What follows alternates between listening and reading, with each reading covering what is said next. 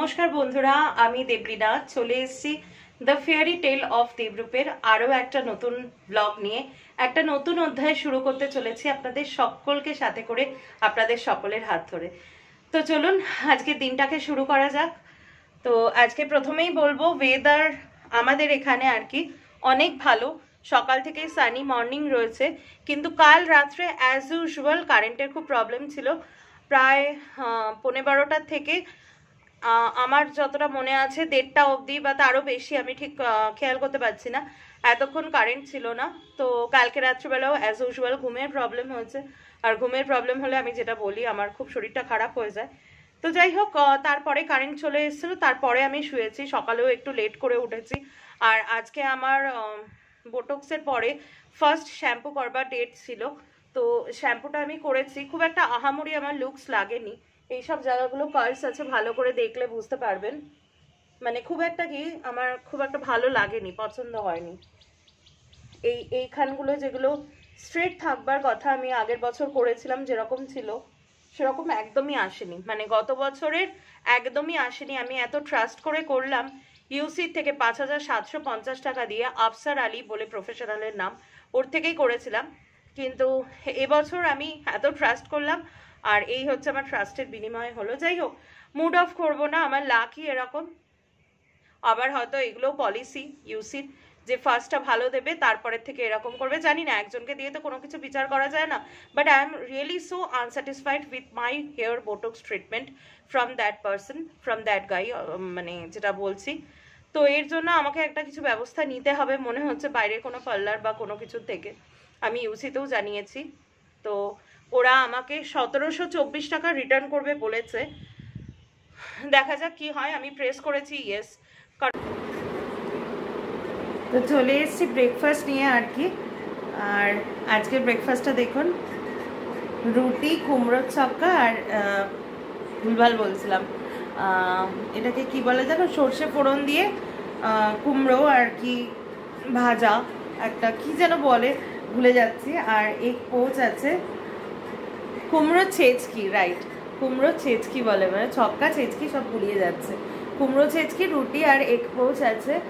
আর আজকে সকালটা বেশ মানে একটা সানি মর্নিং, কিন্তু যেটা প্রবলেম হচ্ছে, গতকাল রাত্রেও প্রায় 2 ঘন্টার উপরে কারেন্ট ছিল না, ঘুমোতে ঘুমোতে 2:30 পৌনে 3টে বেজেছে।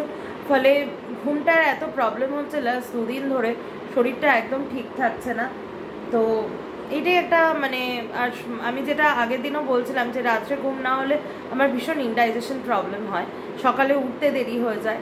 তো সব কিছু মিলিয়ে শরীরটা যে খুব ভালো ফিল হচ্ছে তা না, এই কারণেই একটু শরীরটা লো ফিল করছে, মানে এনার্জিটা একটু লো ফিল করছে। শরীর ঠিক আছে, টাচফুড। তো এখন ব্রেকফাস্টটা খেয়ে নেব, আজকের দিনটা দেখি কি করি। আজকে আমার একটা শ্যুট আছে প্রবাবলি, তো সেটা কি করব না করব সেটা দেখে, কারণ যদি এরকম লো ফিল করি তাহলে সেটা করা যাবে না, কারণ এনার্জি পাবো না। শ্যুটে গিয়ে তো অনেকটা টাইম লাগে, মিনিমাম 1-1.5 ঘন্টা, 2 ঘন্টাও টাইম লাগে। লাস্ট যে শ্যুটটা করেছিলাম 2.5 ঘন্টার উপরে দাঁড়িয়ে করতে হয়। তো যদি এরকম হয় তাহলে ওটা আমি মানে অ্যাডজাস্ট করে নেব অন্য কোনো দিন, যদি যেখানে শ্যুট আছে তারা যদি বলে আর কি। কারণ সত্যি আজকে আমার খুব এনার্জিটা লো ফিল লাগছে। তো এখন ব্রেকফাস্টটা করি। আর কালকে যে আলোচনা হলো আর কি, সেই আলোচনাটা বহুত দূর গেছে, মনে হচ্ছে এটা ওই আমাদের দার্জিলিং টু সুন্দরবন 1 ঘন্টা ঘুরে আসার মতো, মানে ওই আলোচনা নয়, এটা মনে হচ্ছে ঠিকঠাক হবে। তবে জায়গাটা চেঞ্জ হয়েছে, জায়গাটা কি হয়েছে সেটা এখন আমি বলবো না। তবে না আমার পছন্দের জায়গাটা হচ্ছে, না মার আর ওর পছন্দের জায়গাটা হচ্ছে। আর বাবা তো দুধু ভাতু, মানে দুদিকে গেছে আর কি। বাবা খুব পলিসি নিয়ে চলে, কোনো দিকেই ঝোঁকে না বেশি। তো কারোর পছন্দই হয়নি, হঠাৎ করে একটা নতুন জায়গার আবিষ্কার হচ্ছে, যদিও সেই জায়গাটায় আমরা কোনোদিন যাইনি। এবার সেই জায়গাটার থেকে বেশ কিছুটা দূরে একটা সুন্দর সাফারি হয়, নাম কোনোটাই এখন বলবো না। এখন সেই সাফারিটা অ্যাভেল করার মতো, মানে সেই মানে যে জায়গাটায় আমরা যাব সেই জায়গাটা ইনক্লুডেড ওই সাফারিটা, কারণ সাফারিটা ওখান থেকে প্রায় 70 কিলোমিটার দূরে, মানে অন্য একটা জায়গায় আমাদের স্টে করতে হবে, আরও 2 দিন লাগবে, 2 দিন তো মিনিমাম লাগবেই। তো সেই টাইমটা আমাদেরকে দেখতে হবে, সেই টাইমটা আছে কি না হাতে, সব কিছু বুঝে সাফারিটা হবে। কিন্তু যদি সাফারি না হয় তাহলে যে স্পটটার কথা বলছি কোনোদিন যায়নি ওই স্পটটায় যাওয়া হবে। আর এইবারটা যেটা ঠিক হচ্ছে, নো গাড়ি, বন্দে ভারত, যেহেতু আমরা কোনোদিন চড়িনি বন্দে ভারত, এখনও অবধি আমাদের 4 জনের কারোরই চড়া হয়নি, তো বন্দে ভারতের জন্যই মেনলি ওই জায়গাটা সিলেক্ট হয়েছে আর কি। তো দেখা যাক কি হয়। তো ফিঙ্গার ক্রস, টাচফুট যেন হয়, আর যাতে খুব ভালো হয়, সুস্থভাবে যেন ট্রিপটা ঘুরে আসি, মা বাবা আমিও, আর বন্দে ভারত চড়ার এক্সপিরিয়েন্সও যেন ভালো হয়। তো দেখা যাক কি হয়। মোটামুটি একটা ছক প্ল্যান হয়ে গেছে, যেহেতু ট্রেনের ব্যাপার আগেই টিকিট কাটতে হবে, তো মনে হচ্ছে কিন্তু বেশ একটা হবে এবার ট্রিপ, কারণ মানুষটা 4 দিনে ঘুরে এসে মন একদম ভরেনি, তার জন্য এটা আর কি মনের উপর একটা প্রলেপ লাগানোর ট্রিপ। তো অনেকক্ষণ বকবক করছি, খাবারটা ঠান্ডা হয়ে গেছে, এবার খাবারটা খেয়ে নিই।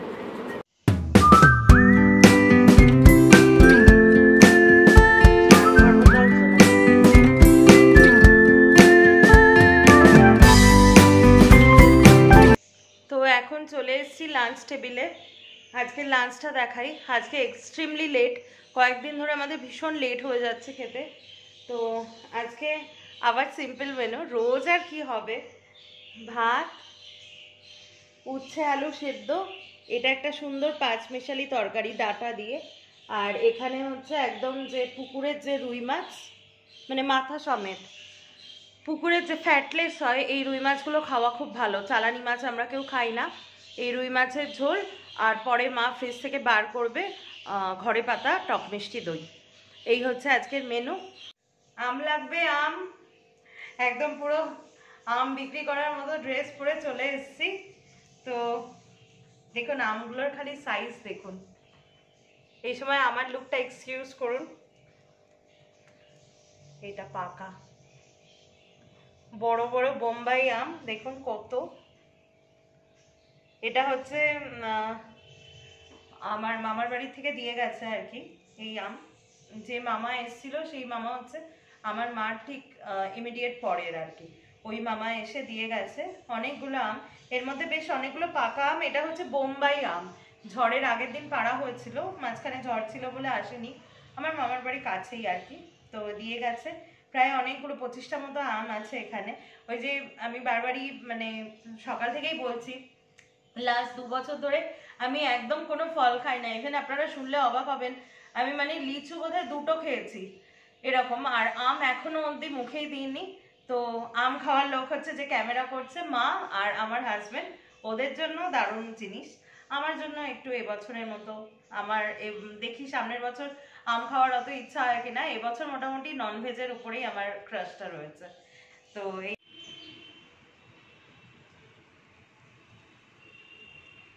দেখুন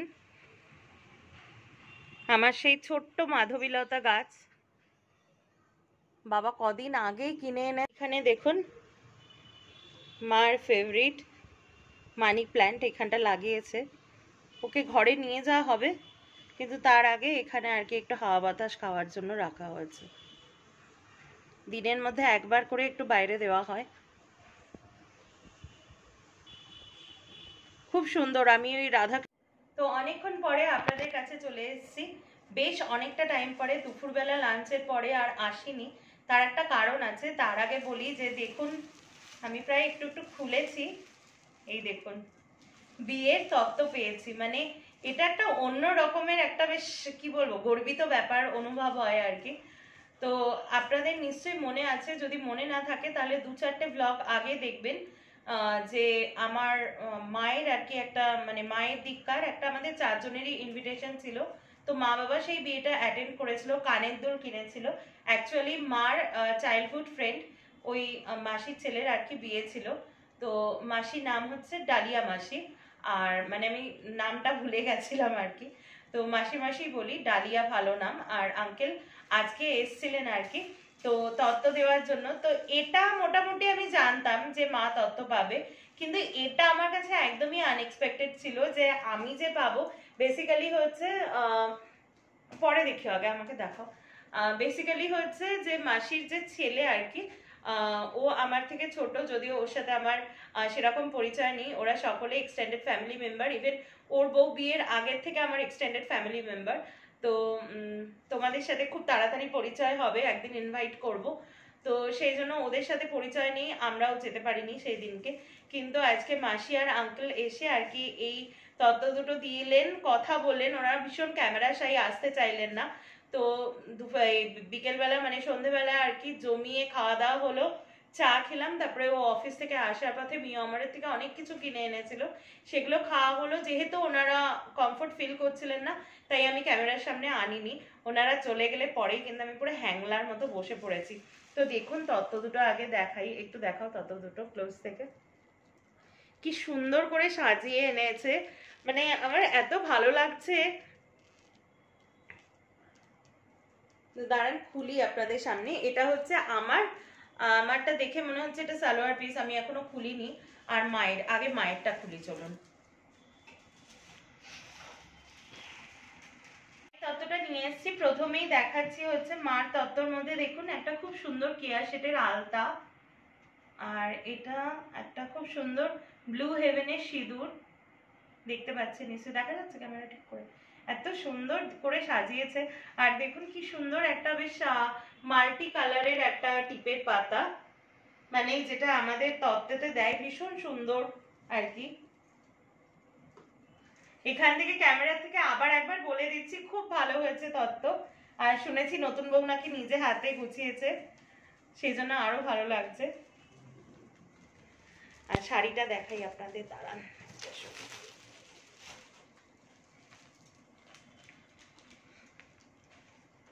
আমি যদিও শাড়ি দেখানোর পণ্ডিত, তবুও দেখাচ্ছি। এই যে ভেতরে এটা হচ্ছে একটা তাঁতের শাড়ি, খুব সুন্দর। ভেতরটা পুরো আমি গায়ে দিয়ে দেখাচ্ছি। ভেতরটা পুরো এরকম আছে, মানে পুরো বডিতে আর কি এই কাজটা আছে সবুজ। একটু ক্লোজ থেকে দেখাও, সবুজ পুরো এই যে বুটার যে কাজটা, পুরো সুতোর কাজ এইটা আছে। ওভারঅল পুরো বডিতে এই কাজটা পড়বে। আর পাড়টা দেখুন কি সুন্দর, হালকা একটা জড়ি দিয়ে ডাবল পাড়ের কাজ আছে। আর আঁচলটা দেখবেন, এই দেখুন আঁচল, এই হচ্ছে আঁচলটা, মানে পুরো ঠাসা বুনন একদম রেশমের। এটা কিন্তু কোনো প্রাইস মার্ক না, এটা জাস্ট এমনি একটা স্টিকার।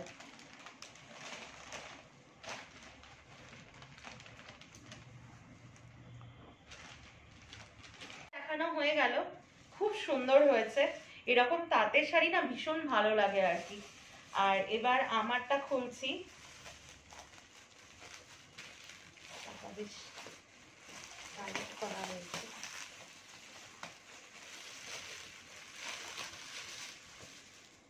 এই যে আমারটা দেখুন, আমার তো খুব একটা আলতা পরা হয় না, তাই আমার একটা বডি স্প্রে, ফ্র্যাগনেন্সটা খুব সুন্দর, এনগেজের, ভীষণ ভালো। এটা তুমিও এনে দাও আমাকে। আর আমার হচ্ছে সিঁদুর একটা, এটা কেয়া শেডের সিঁদুর, দেখুন এই একটা। আর আমারও কিন্তু সেম মার মতো একটা বেশ সুন্দর আর কি বিন্দি, এইটা। আর এরপরে আমার সালোয়ারটা দেখাচ্ছি।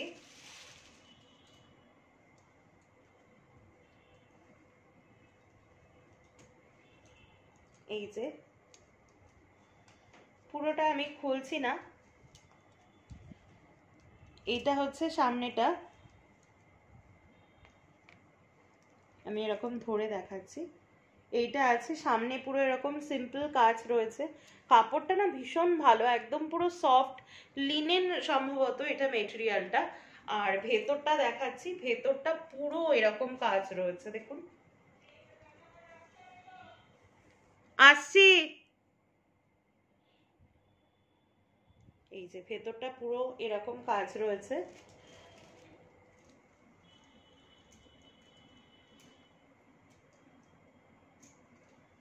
অসাধারণ হয়েছে। আর এর সাথে রয়েছে এরকম একটা দুপাট্টা, দেখুন দুপাট্টাটা আমি গায়ে ফেলে দেখাচ্ছি, এরকম আর কি, মানে পুরো এরকম সুতির। আর উপরটা এরকম কাজ আছে, এরকম ক্রস স্টিচের কাজ আছে, তার মধ্যে চুমকি বসানো।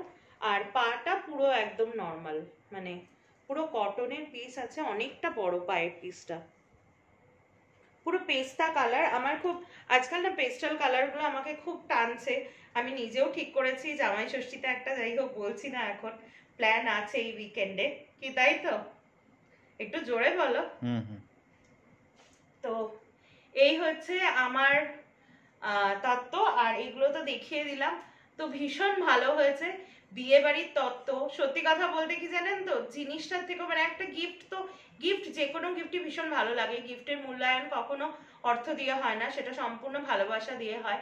আর বিয়ে বাড়ির তত্ত্ব পাওয়া মানে নিজেকে না হঠাৎ করে খুব বড় বড় লাগে।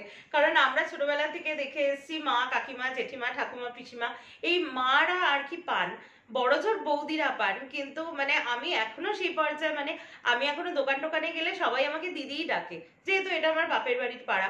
তো খুব কম লোকেই বৌদি ডাকে, একমাত্র আমার হাজবেন্ডের অফিসের কিছু লোকজন যারা আসছি বৌদি ডাকে। তো হঠাৎ করে ততটা পেয়ে না আমার নিজেকে খুব বড় বড় ফিল হচ্ছে। রান্নাঘরে তত সব দেখানো হয়ে গেল, খুব ভালো হয়েছে বলো মা? দারুণ হচ্ছে তত্ত্বগুলো। তো আজকে আমি চিলি চিকেন রান্না করব। আমার হাজবেন্ড ভীষণ ভালোবাসে এটা খেতে, তো মার হাতেরটা খেতে ভালোবাসে, তো আজকে মার স্টাইলে আমি রান্না করব। তো উপকরণগুলো মোটামুটি আমি দেখিয়ে দিচ্ছি। 4 জনের মতো আমি নিয়েছি এই বোনলেস চিকেন। আচ্ছা, এখানে দেখুন এই রকম চপড পেঁয়াজ রয়েছে, আবার এরকম কুচো, মানে কুচানো ঠিক না, এরকম স্কেল, এটা স্কেল করা পেঁয়াজ, আর এটা আর কি এই ধরনের করে কাটিং করা। আর এখানে রয়েছে চপড গার্লিক, চপড জিঞ্জার, আর যেহেতু এটা চাইনিজ ডিশ বেশ কিছুটা চপড আর কি এরকম ভাবে কাটা গ্রিন চিলি। আর এখানে উপকরণের মধ্যে রয়েছে কর্নফ্লাওয়ার, একটা ডিম নিয়েছি, কেন নিয়েছি সেটা দেখব, আর tomato sauce, chilli sauce, oyster sauce, আর এটা হচ্ছে রেড চিলি সস, আর নুন তো থাকেই সব রান্নায়। এই হচ্ছে আমার উপকরণ। তো প্রথমে আমি কি করব, কড়াইটা বসিয়েছি, এটা পুরো হোয়াইট অয়েলে রান্না হবে, সাদা তেলে। প্রথমে আমি চিকেনটা নিয়ে আগে থেকেই একটু লবণ দিয়ে আর জল দিয়ে আমি 1 ঘন্টা মতো ভিজিয়ে রেখেছিলাম। আমার দিকে দেখো ক্যামেরাটা। আর তার মধ্যে দিয়েছিলাম হচ্ছে ভিনিগার, 2 ফোঁটা ভিনিগার দিয়ে। তো এটা ভেজানো ছিল 1 ঘন্টা, তো তারপরে আমি এটা টোটালটাই ফেলে দিয়েছি। আর জলটা যেহেতু ফেলে দিয়েছি, এরপরে এর মধ্যে দেব হচ্ছে কর্নফ্লাওয়ার দেব, এর মধ্যে একটা ডিম দেব, অল্প একটু নুন দেব যেহেতু জলটা ফেলে দিয়েছি, আর দেব হচ্ছে এই যে এটাকে বলে সয়া সস। বারবার আমি গন্ডগোল করে ফেলি অস্টার সস আর সয়া সস। এটা দিয়ে ভালো করে মাখবো, মেখে সাদা তেল কড়াইতে গরম হলে পরে আমি আগে চিকেনটা ফ্রাই করে তুলে রাখবো। তো এই অবধি করি, তারপরে আপনাদের সাথে দেখা হচ্ছে। তো কড়াইতে দিয়ে দিয়েছি এগুলো, তেলটাকে একটু বেশি দিয়েছি, আজকে একটু স্পাইসি করে করব। তো এই 1 খোলা এখন আমি ভেজে নিয়ে, এটা ভাজতে একটু সময় লাগবে, তারপরে আপনাদের সাথে দেখা করছি। তো পকোড়া ভাজা আমার কিন্তু কমপ্লিট। একটু মানে দেখিয়ে দাও কাছ থেকে। আজকে কি গরম, আমার গরম লাগছে নাকি সবারই লাগছে?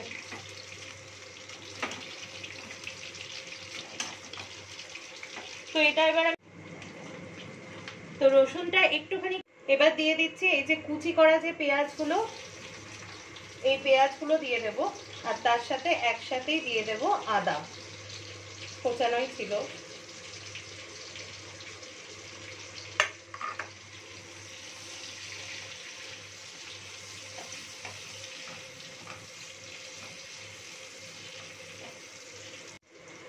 তো পেঁয়াজটা দেখুন অনেকটাই আমি ভেজে নিয়েছি। এই মুহূর্তে অ্যারোমাটা এত সুন্দর বেরোয় আদা, পেঁয়াজ আর রসুনের, খুব সুন্দর লাগে এই অ্যারোমাটা। যদিও সকালে এই অ্যারোমাটা আমি একদম স্যুট করতে পারি না, মানে আমার একদমই এটা স্যুট হয় না, কিন্তু বিকেলের দিকে ঠিক লাগে।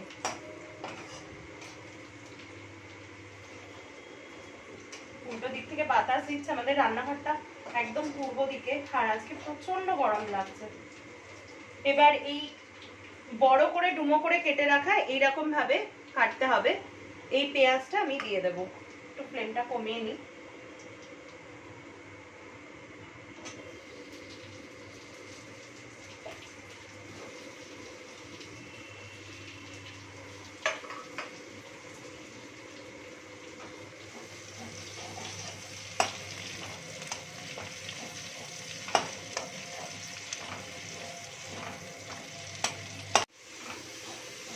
তো ডুমো করে রাখা পেঁয়াজগুলো ভাজছি, আর এর মধ্যে একটু নুন দিয়ে দিয়েছি যাতে স্কেলগুলো, এটা সবাই জানে, ছাড়িয়ে যায় আর কি।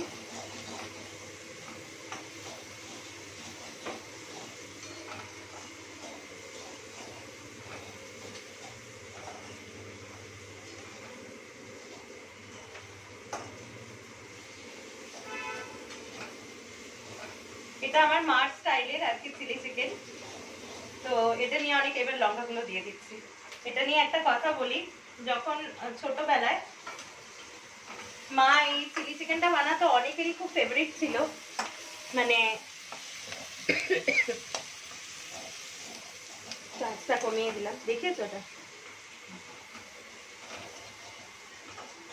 সে আমার মামা তো মানে কাজিনসটা থেকে শুরু করে ওরা যদি শুনতো যে পিসির বাড়িতে চিলি চিকেন হয়েছে তাহলে থেকে যেত, এরকম অনেকজন আছে আর কি।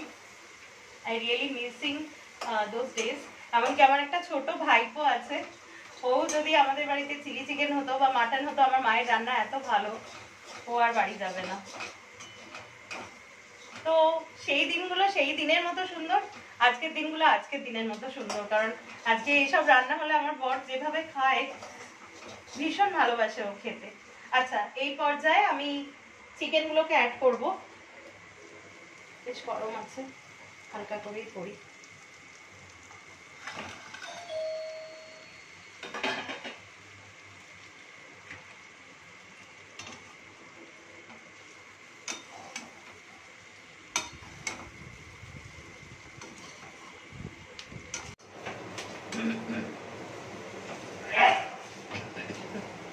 এত হাওয়া দিচ্ছে,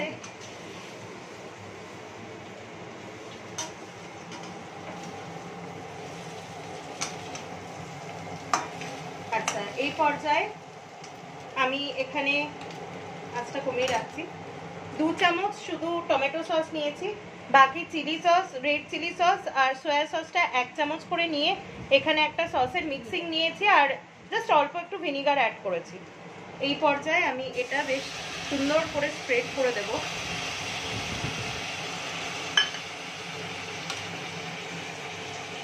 আঁচটা কিন্তু একদম লোতে থাকবে যাতে পুড়ে না যায়।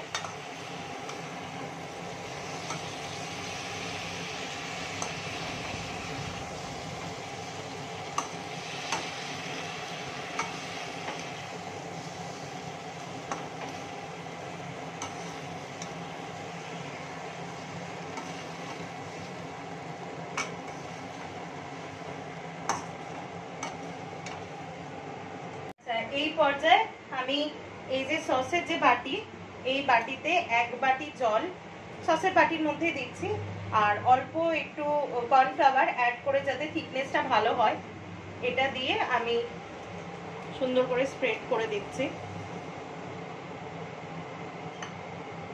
একটু চিনি দিতে হবে, অল্প একটু চিনি দিয়ে নিই,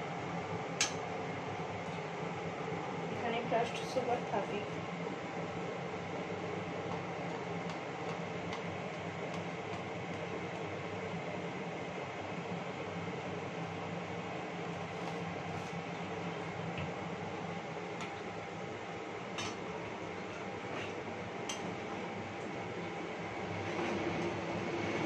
সেদ্ধ হওয়ার জন্য দিলাম এটা।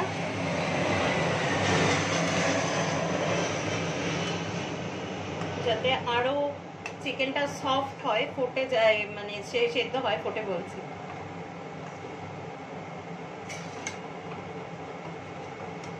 আমি যেদিনই রান্না করে আসছি সেদিনই খুন্তিটা খুঁজে পাচ্ছি না, তাহলে ঝাঁঝরিতেই করতে হচ্ছে।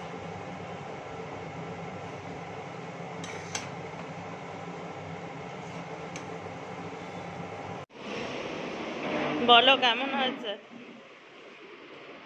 বলো কেমন হয়েছে। না না, চেয়ারটা মা সরালো তো, শব্দ হলো তাই রিপিট করলাম। হ্যাঁ আচ্ছা, তুমি বানালে তো? না না, তুমি বানালে তো, কত কষ্ট করে ঘাম ঝরিয়ে তুমি বানালে আমাদের সবার জন্য। ভালো আছে? একটু কি মিষ্টিটা কম লাগছে? আমি একটু টেস্ট করেছিলাম, একটু মিষ্টিটা কম হয়ে গেছে। তুমি তো ওই করতে থাকো, সেই জন্য একটু কমই দিয়েছি। ঠিক আছে, আমি খাবারটা নিয়ে ঘরে যাচ্ছি, তুমি যাবে? ঠিক আছে। তো চলে এসেছি একদম বেডরুমে। যেদিনকে রুটি খাই সেদিনকে আর বাইরে গরমে বসার কোনো চান্স রাখি না। এই যে চিলি চিকেন যেটা আমি বানালাম, হাঁপিয়ে গেছি, দৌড়ে চলে এসেছি। আর রুটি নিয়ে, আর আগের দিনের একটা কোল্ড ড্রিঙ্কস এইটুকু ছিল, সেইটাই পেলাম আর কি। ছিল কোল্ড ড্রিঙ্কস ফ্রিজে ছিল, কিন্তু নতুন একটা ভাঙলে না খাওয়াটা বেশি হয়ে যাবে, তাই এইটুকু দিয়ে একটু জাস্ট মানে অ্যাকম্পেনি দেবে আর কি চিলি চিকেন আর রুটিটা। তো চলুন ডিনারটা করে নিই। বলছিলাম ব্রেকফাস্ট, কারণ এখানটা বসে আমার ব্রেকফাস্ট করা অভ্যাস, তাই বলতে যাচ্ছিলাম ব্রেকফাস্ট। তো ডিনারটা করে নিই। আজকের মতো ব্লগটা এই অবধিই থাকলো। ব্লগটা যদি আপনাদের ভালো লেগে থাকে, এই অবধি যখন দেখছেন, তার মানে আপনাদের ভালোই লেগেছে। আর ভালো লেগে থাকলে please do like, share and subscribe to the fairy tale of Debrup, যাতে আমি দেবলিনা আরও অনেক বেশি এনার্জাইজ হয়ে আরও নতুন নতুন ব্লগ নিয়ে আপনাদের কাছে আসতে পারি, আপনাদেরকে আরও যাতে এন্টারটেন করতে পারি। তো দেখা হবে খুব শীঘ্রই কালকের একটা নতুন ব্লগে। ততক্ষণের জন্য সকলে সুস্থ থাকবেন, ভালো থাকবেন, শান্তিতে থাকবেন। ততক্ষণ টাটা, গুড নাইট।